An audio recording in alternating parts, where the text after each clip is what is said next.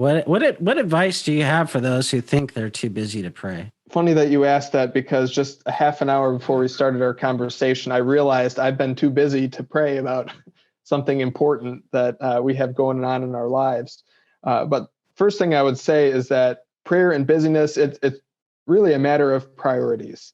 Just like if someone tells me, you know what, I want to go to church, but I'm just too busy with this and that, I would say your priorities are misaligned because you're disobeying Scripture. We're not supposed to give up meeting together, as it says in Hebrews 10.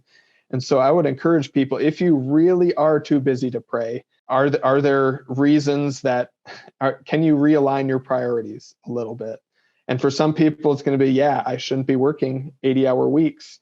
And then I just get home and I'm exhausted and I sleep in because I'm exhausted. But for other people, like a stay-at-home mom or something with kids bouncing off the walls all day, and it's hard to squeak out 2 minutes for prayer, 2 minutes of quiet, I would encourage them to kind of see, how can I incorporate prayer into what I'm already doing? How can I pray with my kids maybe? I love the example of Susanna Wesley that I share in the book. She had kids, I think she had like 10 or 11 kids.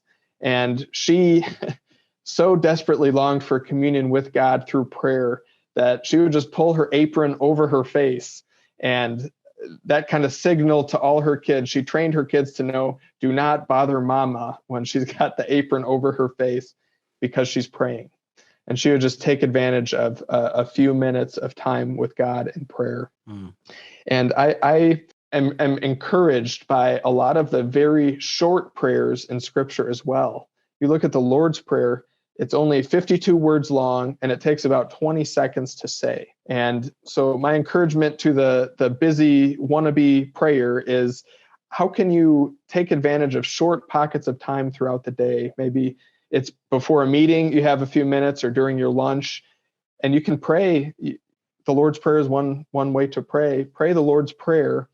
Maybe expand one of the petitions, or two of them, or all of them, depending on the time that you have, and take advantage of little moments throughout the day to spend with the Lord. I love texting my wife off and on throughout the workday just to check in, see how her day's going, tell her I love her, tell her about a date we'll go on, and try and get her excited. And that builds our relationship. We grow in our love for each other in small little ways throughout the day. Why can't we do that with the Lord?